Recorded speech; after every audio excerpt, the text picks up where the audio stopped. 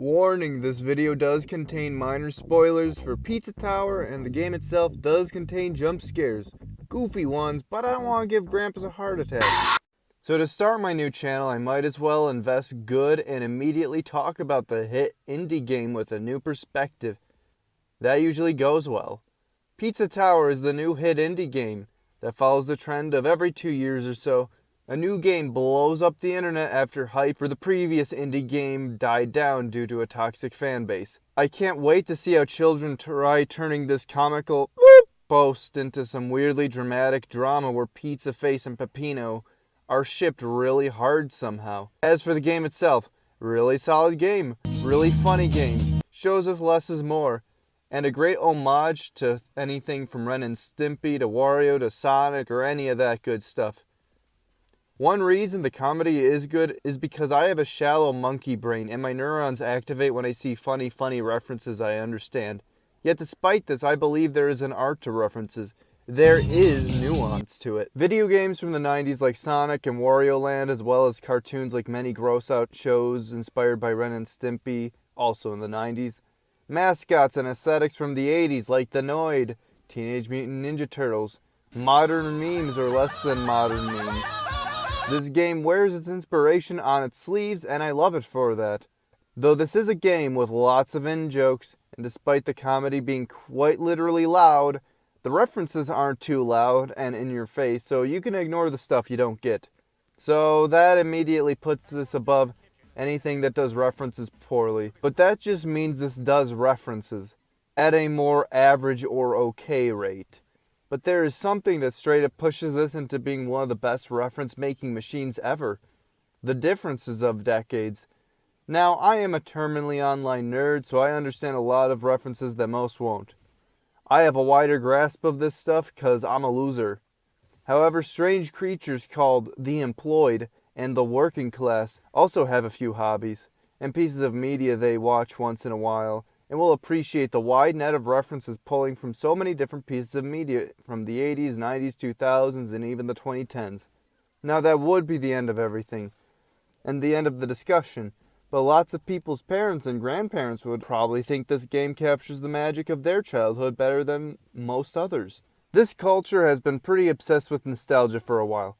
I'd argue it's gone too far, as now everyone fixates on recycling the top of the economy rather than useful innovation and decent competition. This doesn't just apply to media, but speaking of media, indie games are a great example of individualism piercing through oversaturated and safe markets. And even though this does have some crazy, wicked humor, it isn't anything older generations haven't seen before. His animation when you aren't touching the controller becomes Michigan F. Frog from 1955. Pizza Face is not just similar to the crazy mascots like Ronald McDonald, but he feels like a combination of every protagonist and antagonist from a Chuck Jones cartoon. Oh no. His expressions when he's mad in the earlier versions remind me of how some characters just are at their limit, when that characteristic is moved over to Peppino in the final cut of the game. But what still is in the final cut is his attitude, always being happy-go-lucky no matter the terror he's causing and the reality warping he's obstructing. That didn't make sense. He's a lot like Bugs Bunny, screwing around and always in control. But also reminds me of how some older cartoons, and even some of the newer ones that are still old, like Tom and Jerry, since a lot of the comedy in the show has no dialogue. Characters rarely talk, and makes the jokes more timeless when they are less reliant on slang and being smarmy about a trope people won't care about outside of Twitter. It's also not abrasive. There is enough edge in here that they won't complain that the younger generations are a bunch of whiny old snowflakes. Back in my day, we could make jokes about flipping people off. But it doesn't go too far either, so that older generations don't complain that cartoons these days, they're corrupting the youth. I know, the weird nostalgia blindness impossible to satiate standards didn't start in the 90s. I do remember when my grandpa was still alive and my mom accidentally showed him an episode of South Park. He was really happy seeing the Osama bin Laden act like Bugs Bunny because it was like the shows when he was a kid. But he was like, wow, this is more violent than I thought this was a kid's show. We got him! And I could go over plenty more references and comedy that your elders may appreciate, but there's deeper reasons than that. When Cuphead came out in 2017, a similar conversation did come up of showing older generations some potentially nostalgic media for them. The second half of the 2010s was readying for a comeback to the roaring 20s between electro swing and all the indie games inspired by the aesthetics at the time. But the conversation really didn't go anywhere because we all kind of realized that the game was probably way too hard for the older generations. Can't teach an old dog new tricks.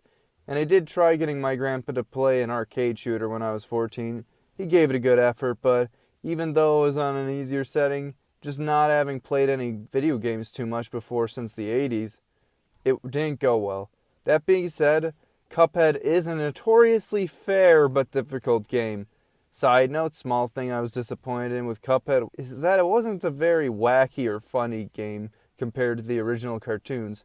It was not a very comedic game, and a lot of this rubber hose style stuff was emphasized in comedy.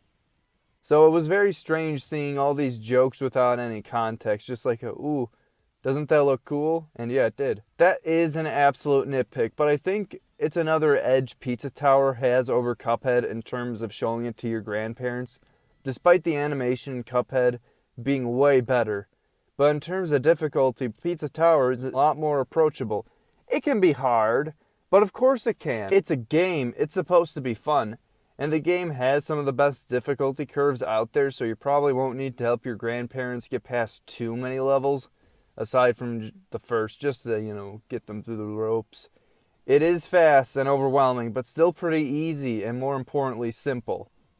Okay, it's probably more complicated than Cuphead. You're seriously just holding down a kill button all the time in Cuphead. Believe it or not, there's one more reason I think older generations will appreciate this game. Media is frequently accused of pandering. Usually this amounts to adults being mad that they made something child-friendly to cater to children. The absolute despair, I know. But pandering is something that can be applied to any demographic. Usually when it involves 40-somethings, it's about how depressing your life is. It's about how depressing your job life is, how depressing your sex life is. Or it's a comedy about escaping your depressing job and depressing sex life. Despite being the breadwinners of society, a lot of these people don't get fantastic representation because, well, they're depressed, so they don't really want to see anyone their age anyways. They want to see hot 27-year-olds doing cool stuff. The idea of a small, generic-looking middle-aged man doing all this stuff commonly associated with someone as hip and cool as Sonic is not only great implicit satire on its own, and yeah, you can draw your own conclusions with that statement. I'm sure we'll do something to piss them off. But it's a unique perspective. I've talked to a lot of older people. In fact, the disease floating around the planet for the past few years, despite being a young adult, most of my chances to socialize did involve these older people. I was supposed to move away from it that time, as well as local towns having older people running them. And when we discuss media a lot of the time, since they're not as big a nerds about it as I am or people online are, they are the dread turn off your brain types. An existence of people that makes other people online very mad because they don't have real problems in life yet, I guess. I don't know. The explanation for why they don't want to analyze content can be pretty interesting, though. The media catering to middle-aged and older men tend to expose the depressing aspects of life, and most people in that demographic talk about how they want to escape that. It's literal escapism. They don't want to deal with seeing a well-done, depressing character death of someone's family member. Their father just died 6 months ago, and they would have been able to get past the trauma of this a little better, but they're still dealing with the financial trauma. So they're constantly reminded, well, the tax man's gonna devour a third of what they have anyways, and they have to redistribute the trust, and oh god. They don't want to be told about the ailments and unfairness of society. They live and breathe that every day. They don't want to think about media. They think too much in life every minute of every day. They don't have the energy to deal with anything less than a happy little game after a long day of work. And the house is falling apart. Oh, great. There's tension with their kids. Don't they realize how much I sacrifice for them? How much of my check goes to them, how much time I cut from my day just to help them. I could be exercising, I could be getting my life back on track, but I can barely get theirs on track. Oh, I almost forgot, taxes are due, and the mechanic scammed me again.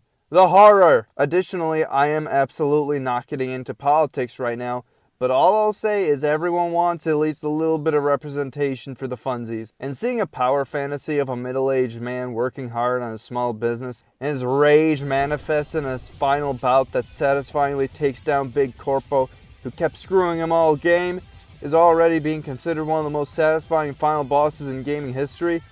And that isn't even acknowledging how that is a lot of people's dreams in modern America. They want to work hard but become successful on their own. They don't mind fighting. They just want to fight for themselves. They want to fight for something that matters. They want to fight to win. They don't want to fight to lose. And yeah, I'm not going to pretend this game is deep or anything. Give it a few months. I'm sure BreadTube will make a video about how this is actually pro-communist, because as we all know, communism is about small businesses being successful. In fact, the fact that it's not deep is precisely why I recommend this to older audiences. It's not taking itself depressingly serious. It's not too edgy. It's not too kid-friendly. It's cathartic, it's funny, the jokes don't overstay its welcome. It's simple, but has enough depth for satisfying relatability. And no matter how old you are, you're going to feel noticed by the references it pulls from. Because good lord, there's a lot of references. Overall, I highly recommend this game, not just to my audience, but the audience's parents and grandparents. There's too much division in this world, so I guarantee that if you're going to miss out every opportunity not spent bonding with your family, even in smaller interests, it's going to hurt. Whether you like it or not, time is flying, so you might as well have fun.